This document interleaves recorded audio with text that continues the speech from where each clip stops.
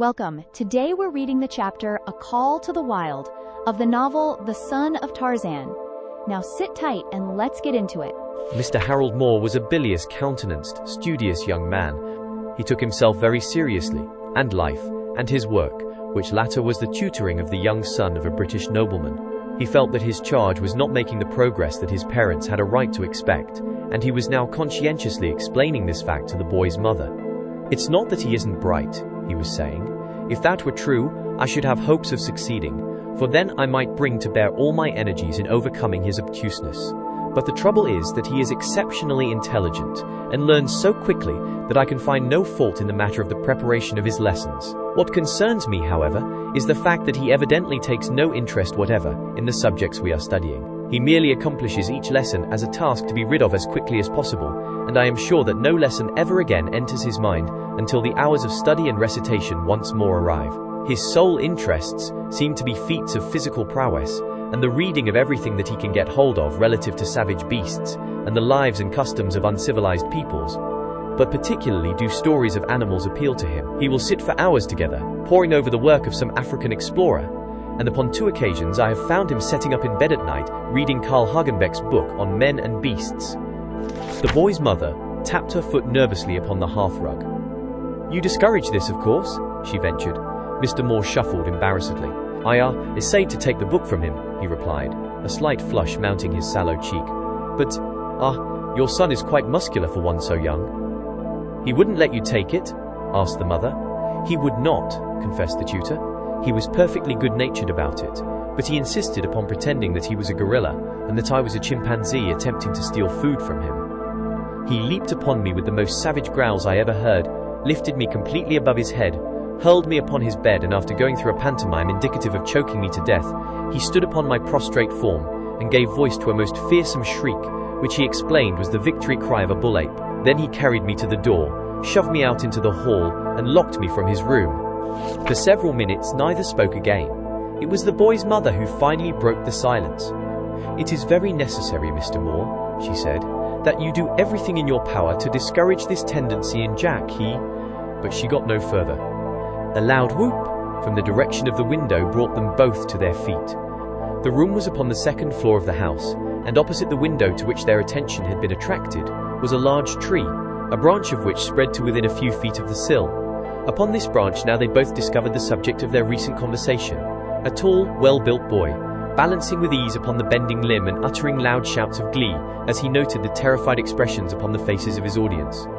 The mother and tutor both rushed toward the window, but before they had crossed half the room, the boy had leaped nimbly to the sill and entered the apartment with them. "The wild man from Borneo has just come to town," he sang, dancing a species of war dance about his terrified mother and scandalized tutor, and ending up by throwing his arms about the former's neck and kissing her upon either cheek.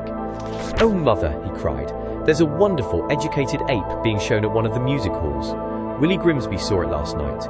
He says it can do everything but talk. It rides a bicycle, eats with knife and fork, counts up to 10, and ever so many other wonderful things. And can I go and see it too? Oh, please, mother, please let me." Patting the boy's cheek affectionately, the mother shook her head negatively. "No, Jack," she said, "you know I do not approve of such exhibitions." "I don't see why not, mother," replied the boy. "All the other fellows go, and they go to the zoo too, and you'll never let me do even that. Anybody'd think I was a girl, or a mollycoddle." "Oh, father," he exclaimed, as the door opened to admit a tall, grey-eyed man. "Oh, father, can't I go?" "Go where, my son?" asked the newcomer. "He wants to go to a music hall to see a trained ape," said the mother, looking warningly at her husband. "Who, Ajax?" questioned the man. The boy nodded. "Well, I don't know that I blame you, my son," said the father. "I wouldn't mind seeing him myself. They say he is very wonderful, and that for an anthropoid he is unusually large. Let's all go, Jane. What do you say?" And he turned toward his wife, but that lady only shook her head in a most positive manner, and turning to Mr. Moore, asked him if it was not time that he and Jack were in the study for the morning recitations. When the two had left, she turned toward her husband. "John," she said, "something must be done to discourage Jack's tendency toward anything that may excite the cravings for the savage life which I fear he has inherited from you. You know from your own experience how strong is the call of the wild at times. You know that often it has necessitated a stern struggle on your part, to resist the almost insane desire which occasionally overwhelms you to plunge once again into the jungle life that claimed you for so many years. And at the same time you know, better than any other, how frightful a fate it would be for Jack, were the trail to the savage jungle made either alluring or easy to him. "I doubt if there is any danger of his inheriting a taste for jungle life from me," replied the man, "for I cannot conceive that such a thing may be transmitted from father to son. And sometimes, Jane, I think that in your solicitude for his future, you go a bit too far in your restrictive measures. His love for animals, his desire, for example, to see this trained ape, is only natural in a healthy, normal boy of his age. Just because he wants to see Ajax is no indication that he would wish to marry an ape. And even should he, far be it from you, Jane, to have the right to cry shame." And John Clayton, Lord Greystoke, put an arm about his wife, laughing good-naturedly down into her upturned face before he bent his head and kissed her. Then more seriously he continued, "You have never told Jack anything concerning my early life, nor have you permitted me to, and in this I think that you have made a mistake. Had I been able to tell him of the experiences of Tarzan of the Apes, I could doubtless have taken much of the glamour and romance from jungle life that naturally surrounds it in the minds of those who have had no experience of it. He might then have profited by my experience, but now, should the jungle lust ever claim him, he will have nothing to guide him but his own impulses, and I know how powerful these may be in the wrong direction at times." But Lady Greystoke only shook her head as she had 100 other times when the subject had claimed her attention in the past. "No, John," she insisted, "I shall never give my consent to the implanting in Jack's mind of any suggestion of the savage life which we both wish to preserve him from." It was evening before the subject was again referred to, and then it was raised by Jack himself. He had been sitting, curled in a large chair, reading, when he suddenly looked up and addressed his father. "Why," he asked, coming directly to the point, "can't I go and see Ajax?" "Your mother does not approve," replied his father. "Do you?" "That is not the question," evaded Lord Greystoke. "It is enough that your mother objects." "I am going to see him," announced the boy, after a few moments of thoughtful silence. "I am not different from Willie Grimsby, or any other of the fellows who have been to see him. It did not harm them, and it will not harm me. I could go without telling you, but I would not do that, so I tell you now beforehand that I am going to see Ajax." There was nothing disrespectful or defiant in the boy's tone or manner. His was merely a dispassionate statement of facts. His father could scarce repress either a smile or a show of the admiration he felt for the manly course his son had pursued. "I admire your candor, Jack," he said. "Permit me to be candid as well. If you go to see Ajax without permission, I shall punish you. I have never inflicted corporal punishment upon you, but I warn you that should you disobey your mother's wishes in this instance, I shall." "Yes, sir," replied the boy, and then, "I shall tell you, sir, when I have been to see Ajax."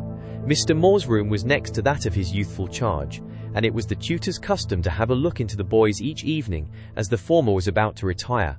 This evening, he was particularly careful not to neglect his duty, for he had just come from a conference with the boy's father and mother, in which it had been impressed upon him that he must exercise the greatest care to prevent Jack visiting the music hall where Ajax was being shown. So when he opened the boy's door at about 9:30, he was greatly excited, though not entirely surprised to find the future Lord Greystoke fully dressed for the street and about to crawl from his open bedroom window. Mr. Moore made a rapid spring across the apartment, but the waste of energy was unnecessary, for when the boy heard him within the chamber and realized that he had been discovered, he turned back as though to relinquish his planned adventure. "Where were you going?" panted the excited Mr. Moore. "I am going to see Ajax," replied the boy quietly. "I am astonished," cried Mr. Moore, but a moment later he was infinitely more astonished, for the boy, approaching close to him, suddenly seized him about the waist, lifted him from his feet, and threw him face downward upon the bed, shoving his face deep into a soft pillow. "Be quiet," admonished the victor, "or I'll choke you." Mr. Moore struggled, but his efforts were in vain.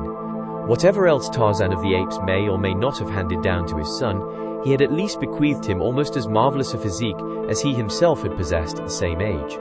The tutor was as putty in the boy's hands. Kneeling upon him, Jack tore strips from a sheet and bound the man's hands behind his back.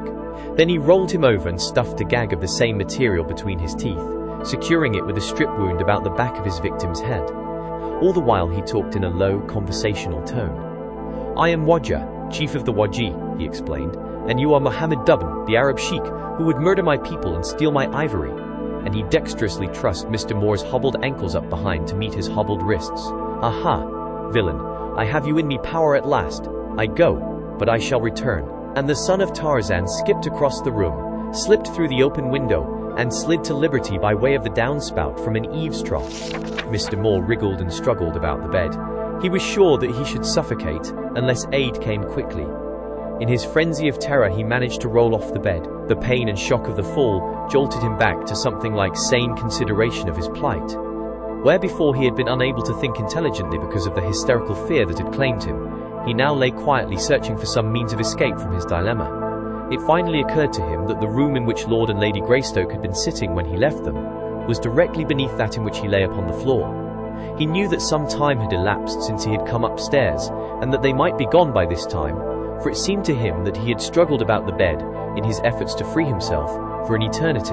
But the best that he could do was to attempt to attract attention from below, and so, after many failures, he managed to work himself into a position in which he could tap the toe of his boot against the floor. This he proceeded to do at short intervals, until, after what seemed a very long time, he was rewarded by hearing footsteps ascending the stairs, and presently a knock upon the door. Mr. Moore tapped vigorously with his toe. He could not reply in any other way. The knock was repeated after a moment's silence. Again Mr. Moore tapped. Would they never open the door? Laboriously he rolled in the direction of succor. If he could get his back against the door, he could then tap upon its base, when surely he must be heard. The knocking was repeated a little louder, and finally a voice called, "Mr. Jack!" It was one of the housemen. Mr. Moore recognized the fellow's voice. He came near to bursting a blood vessel in an endeavor to scream "Come in" through the stifling gag. After a moment, the man knocked again, quite loudly, and again called the boy's name. Receiving no reply, he turned the knob, and at the same instant, a sudden recollection filled the tutor anew with numbing terror. He had, himself, locked the door behind him when he had entered the room. He heard the servant try the door several times and then depart, upon which Mr. Moore swooned. In the meantime, Jack was enjoying to the full the stolen pleasures of the music hall. He had reached the Temple of Mirth just as Ajax's act was commencing, and having purchased a box seat was now leaning breathlessly over the rail watching every move of the great ape, his eyes wide in wonder. The trainer was not slow to note the boy's handsome, eager face, and as one of Ajax's biggest hits consisted in an entry to one or more boxes during his performance, ostensibly in search of a long-lost relative, as the trainer explained, the man realized the effectiveness of sending him into the box with the handsome boy, who, doubtless, would be terror-stricken by proximity to the shaggy, powerful beast. When the time came, therefore, for the ape to return from the wings and reply to an encore, the trainer directed its attention to the boy who chanced to be the sole occupant of the box in which he sat. With a spring, the huge anthropoid leaped from the stage to the boy's side, but if the trainer had looked for a laughable scene of fright, he was mistaken. A broad smile lighted the boy's features as he laid his hand upon the shaggy arm of his visitor. The ape, grasping the boy by either shoulder, peered long and earnestly into his face, while the latter stroked his head and talked to him in a low voice. Never had Ajax devoted so long a time to an examination of another as he did in this instance. He seemed troubled and not a little excited, jabbering and mumbling to the boy, and now caressing him, as the trainer had never seen him caress a human being before. Presently he clambered over into the box with him and snuggled down close to the boy's side. The audience was delighted, but they were still more delighted when the trainer, the period of his act having elapsed, attempted to persuade Ajax to leave the box. The ape would not budge. The manager, becoming excited at the delay, urged the trainer to greater haste, but when the latter entered the box to drag away the reluctant Ajax, he was met by bared fangs and menacing growls. The audience was delirious with joy. They cheered the ape, they cheered the boy, and they hooted and jeered at the trainer and the manager, which luckless individual had inadvertently shown himself and attempted to assist the trainer. Finally, reduced to desperation, and realizing that this show of mutiny upon the part of his valuable possession might render the animal worthless for exhibition purposes in the future if not immediately subdued, the trainer had hastened to his dressing room and procured a heavy whip. With this, he now returned to the box. But when he had threatened Ajax with it but once, he found himself facing two infuriated enemies instead of one, for the boy had leaped to his feet, and seizing a chair was standing ready at the ape's side to defend his newfound friend. There was no longer a smile upon his handsome face. In his grey eyes was an expression which gave the trainer pause, and beside him stood the giant anthropoid growling and ready. What might have happened, but for a timely interruption, may only be surmised, but that the trainer would have received a severe mauling, if nothing more, was clearly indicated by the attitudes of the two who faced him. It was a pale-faced man who rushed into the Greystoke library to announce that he had found Jack's door locked and had been able to obtain no response to his repeated knocking and calling other than a strange tapping and the sound of what might have been a body moving about upon the floor. 4 steps at a time, John Clayton took the stairs that led to the floor above. His wife and the servant hurried after him. Once he called his son's name in a loud voice, but receiving no reply, he launched his great weight, backed by all the undiminished power of his giant muscles, against the heavy door. With a snapping of iron butts and a splintering of wood, the obstacle burst inward. At its foot lay the body of the unconscious Mr. Moore, across whom it fell with a resounding thud. Through the opening leaped Tarzan, and a moment later the room was flooded with light from a dozen electric bulbs. It was several minutes before the tutor was discovered, so completely had the door covered him.